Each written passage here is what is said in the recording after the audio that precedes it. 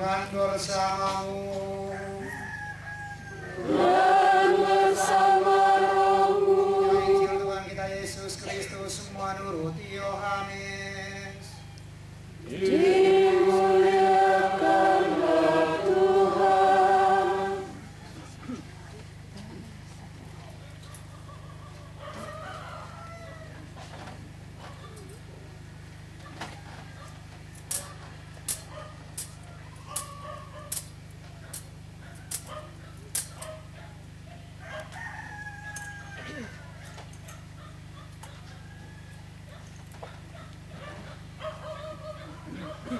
Sesudah itu Yesus pergi dengan murid-muridnya ke tanah Yudea, dan dia diam di sana bersama-sama mereka dan membaptis. Akan tetapi Yohanes pun membaptis juga di Ainon dekat Salim, sebab di situ banyak air, dan orang-orang datang ke situ untuk dibaptis. Sebab pada waktu itu Yohanes belum dimasukkan dalam penjara. Maka timbullah perselisihan di antara murid-murid Yohanes dengan seorang Yahudi tentang penyucian. Lalu mereka datang kepada Yohanes dan berkata kepadanya, "Rabi, orang yang bersama dengan engkau di seberang sungai Yordan, dan yang tentang dia engkau telah memberi kesaksian, dia membaptis juga, dan semua orang pergi kepadanya." Jawab Yohanes, "Tidak ada seorang pun yang dapat mengambil sesuatu bagi dirinya kalau tidak dikaruniakan kepadanya dari surga. Kamu sendiri dapat memberi kesaksian bahwa aku telah berkata, aku bukan Mesias, tetapi aku diutus untuk mendahuluinya. Yang empunya mempelai perempuan ialah mempelai laki-laki, tetapi sahabat mempelai laki-laki yang berdiri dekat dia dan yang mendengarkannya sangat bersukacita mendengar suara mempelai laki-laki itu. Itulah sukacitaku, dan sekarang sukacitaku itu penuh. Ia harus makin besar, tetapi aku harus makin kecil." Demikianlah Injil Tuhan. Terpujilah Kristus.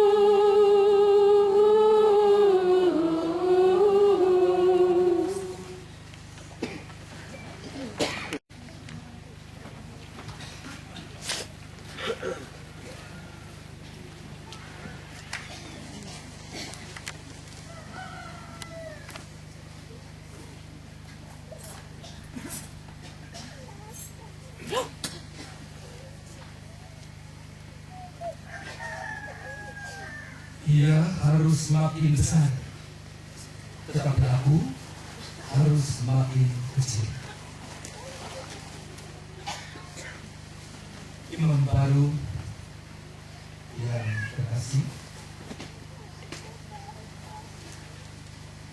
Pastor Paroki yang terkasih, para bapak dan ibu, para suster, rekan-rekan muda, anak-anak, umat sekalian yang terkasih dalam Kristus. Ia harus semakin besar, tetapi aku harus semakin kecil. Adalah perkataan yang diucapkan Yohanes Pembaptis kepada para muridnya sebagai kesaksian tentang Yesus. Kesaksian yang mengajar dan mengajak para murid untuk mengakhiri sentimen, prasangka negatif dan pertikaian tentang siapa lebih besar, siapa lebih berpengaruh, siapa lebih populer. Yohanes mengajak para muridnya untuk mengarahkan perhatian, berfokus pada dia,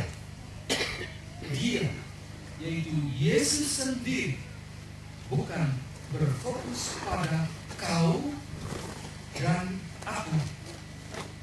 Mengarahkan perhatian keluar dari ruang lingkup kita, keluar dari ruang lingkup kau dan aku yang sempit dan egoistis.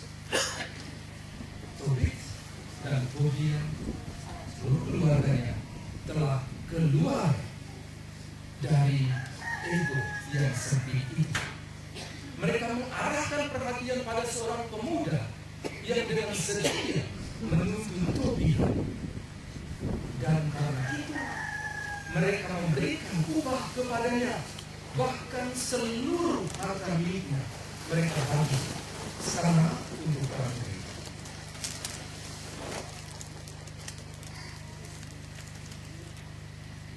Ia harus makin besar, tetapi aku harus makin kecil. Adalah perkataan yang diucapkan Yohanes Pembaptis yang mengungkapkan bahwa dirinya berbeda, tidak dapat disamakan dengan diri Yesus. Bagaimana Yohanes mengetahui perbedaan itu? Ternyata Yohanes bukan cuma sekedar tahu, tetapi dia justru mengenal Yesus. Tidak sekedar tahu. Itulah sebabnya Yohanes mengatakan, aku bukan Mesias, tetapi aku diutus untuk mendahuinya. Memang benar, Yohanes mengenal Yesus. Mengenal dalam arti biblis berarti percaya, beriman teguh kepada Yesus. Yohanes mengenal atau percaya pada Yesus bukan baru pada saat perjumpaan dengan dia di seberang Sungai Yordan, tetapi Yohanes mengenal Yesus sejak berada dalam kandungan ibunya. Kenapa? Pada waktu Elizabeth mengenali salaku Maria, melonjaklah anak yang di dalam kandungannya. Itu artinya Yohanes Jabang Bayi itu telah kenal siapa yang datang ada dalam rahim Maria. Ia harus makin besar, tetapi aku harus makin kecil.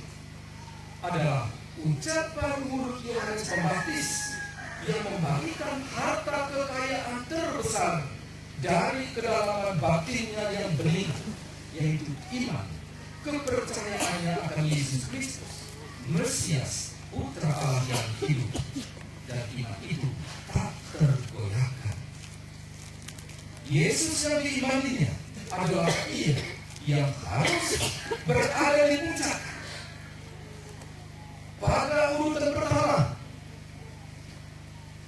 mereka yang dekor juga sepertinya begitu, kalau Ia ada di puncak, baru yang lain-lain di bawah. Yesus harus nomor satu, prioritas satu, P1.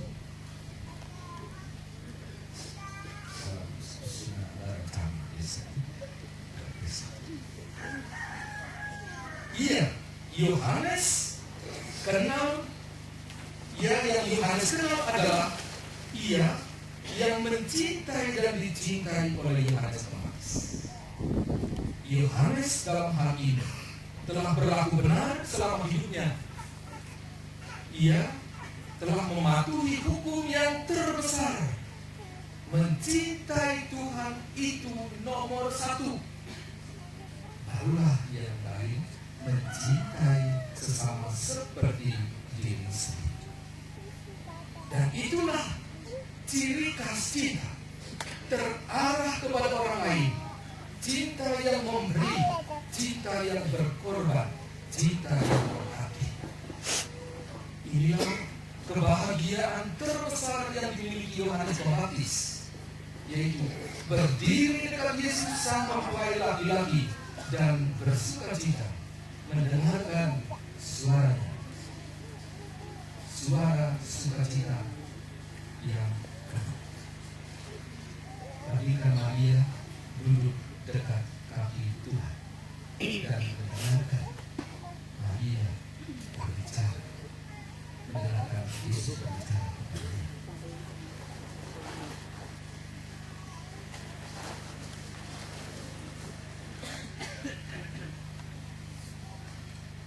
Imam baru yang berbahagia dan terkasih dalam Kristus, Romo Rocky yang terkasih, para bapak dan ibu, para suster, rekan-rekan muda, anak-anak, umat sekalian yang terkasih dalam Kristus. Ia harus makin besar, tetapi aku harus makin kecil, adalah moto tabisan Imam baru Pater Marianus Paulino Mada, SPD. Imam baru secara jelas mau mengenakan, mau memakai, mau menyelubungi dirinya sebagai imam dengan spiritualitas Santo Yohanes Pembaptis. Imam baru menempatkan dia,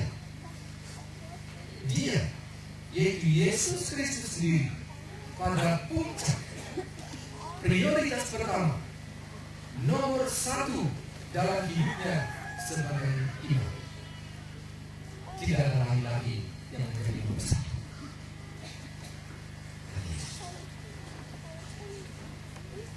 Dirinya sebagai imam adalah sebuah alat di tangan Tuhan yang dapat digunakan Tuhan untuk melukis, untuk mengukir, untuk memahat, bahkan menggergaji dunia supaya menjadi lebih baik dan lebih indah.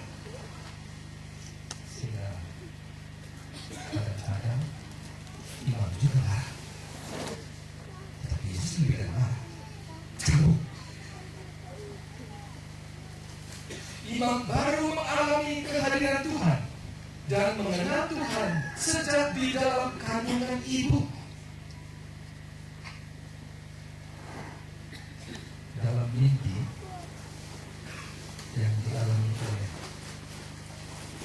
bunda ibu dari imam baru, nenek Mia dan nenek Lina selalu datang mengunjungi ibu dari imam baru. Mereka tersenyum seolah-olah mengabarkan sesuatu peristiwa bahagia yang akan terjadi. Dan mereka itu sepertinya berperan sebagai malaikat Rafael, datang mengunjungi keluarga Tobit dan Tobit. Maka nama imam baru mempunyai hubungan dengan nama kedua nenek ibu, Mia, itulah Marianus, Lina, itulah Paulina. Dalam nama ini sebenarnya ada nenek-nenek itu yang alih darahnya mengalir dalam diri imam baru dan setia mengikuti Kristus.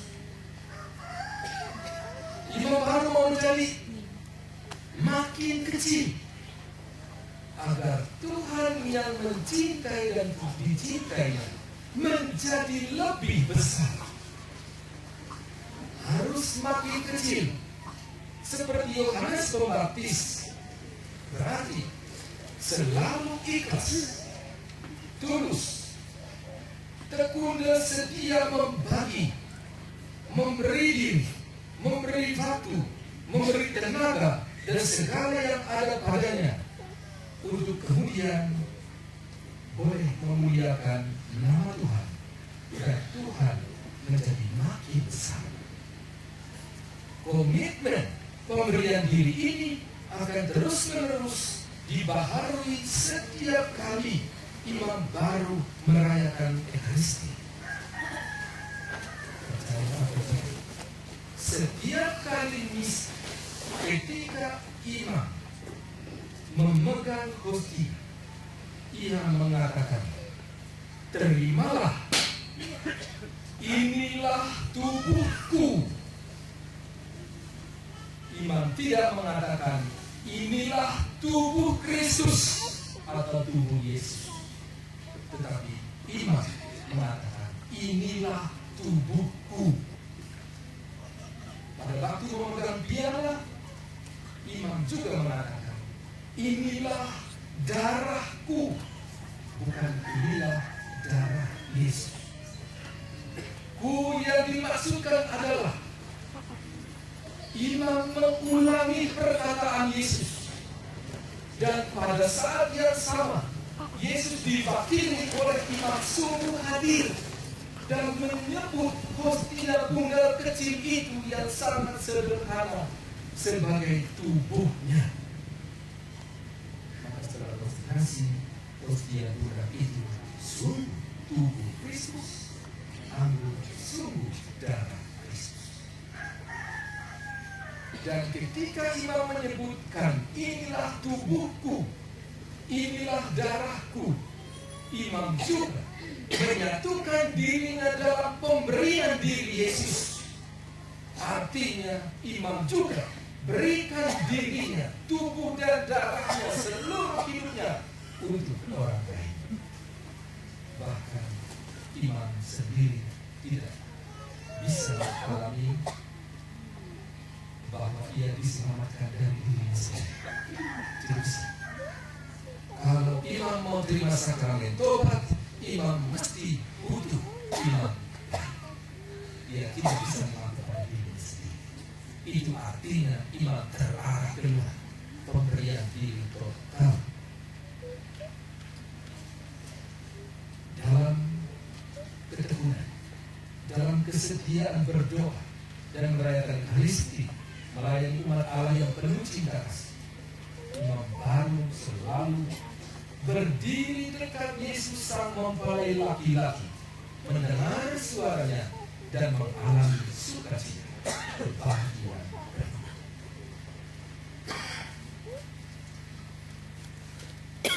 Para yang terkasih, para yang terkasih, para mama, saudara-saudari, rekan muda, suster yang terkasih dalam Kristus. Kalau iya harus semakin besar, bukannya harus semakin kecil. Itu ditempatkan oleh imam baru pada puncak. Bagi kita, Tuhan itu ditempatkan pada prioritas atau urutan keberapa? Kalau prioritas kita adalah diri sendiri yang egoistis, maka krisis spiritual, pertikaian di antara kita, permusuhan akan tetap terjadi. Kan itu sekali. Prioritas pertama adalah cintai Tuhan, bukan cinta diri sendiri. Kita pun telah mengalami kehadiran Tuhan sejak dalam kandungan ibu. Tetapi apakah kegembiraan ibu menjadi kegembiraan kita? Apakah iman ibu menjadi iman kita?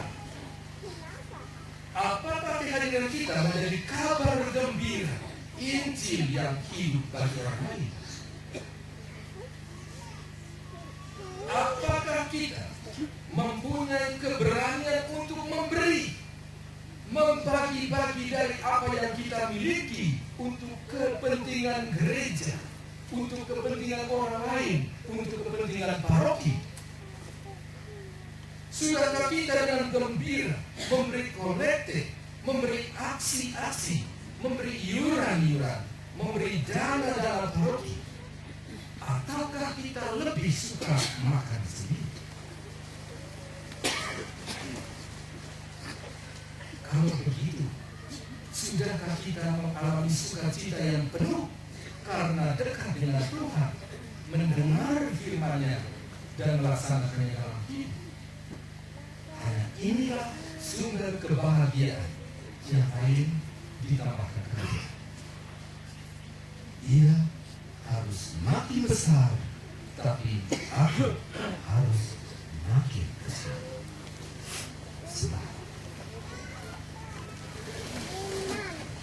Hormat atas kasih setiamu yang agung, seraya memohon rahmat dan berkat-Mu lewat doa-doa permohonan kami ini.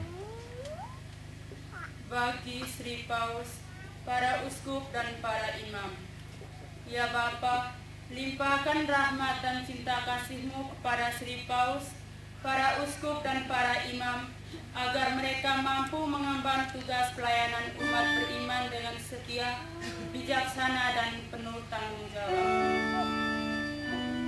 Marilah kita mohon. Kabulkanlah doa kami ya Tuhan. Bagi para penanggung jawab dalam masyarakat, ya Bapa, dampingilah para penanggung jawab dalam masyarakat kami agar berhasil memajukan kerukunan dan persatuan, dan dengan demikian membahagiakan semua orang. Marilah kita mohon. Kabulkanlah doa kami ya Tuhan. Bagi Pater Marianus Paulino Mada SPD, ya Bapa, dampingilah dan tuntunlah hamba-Mu Pater Marianus Paulino Mada SPD dengan cinta kasih-Mu yang tak berhingga, agar hamba-Mu senantiasa setia kepadamu, serta dampingilah dia selalu dalam karya perutusan dan penggembalaan di dunia ini. Semoga rahmat imamat yang telah ia terima daripada-Mu mengantarnya untuk hidup dalam persatuan dengan Dikau sampai akhir hayatnya. Marilah kita mohon. Kabulkanlah doa kami ya Tuhan. Bagi para penjasa dan penderma, ya Bapa, ganjari dan berkatilah semua usaha dan karya para penderma dan penjasa yang telah turut mendukung perjalanan panggilan saudara kami ini. Semoga mereka selalu sukses dan bahagia. Marilah kita mohon. Kabulkanlah doa kami ya Tuhan. Bagi kita semua di sini, ya Bapa, semoga Engkau melimpahkan kami dengan rahmat dan berkat-Mu, agar hidup dan karya kami di dunia ini sungguh-sungguh menghadirkan keselamatan-Mu bagi sesama kami. Marilah kita mohon. Kabulkanlah doa kami ya Tuhan. Ya Bapa, demikianlah doa syukur dan permohonan kami yang lahir dari hati kami yang tulus dan ikhlas. Semoga Engkau mendengarkannya demi kemuliaan nama-Mu, demi Kristus Tuhan dan pengantara kami, kini dan sepanjang masa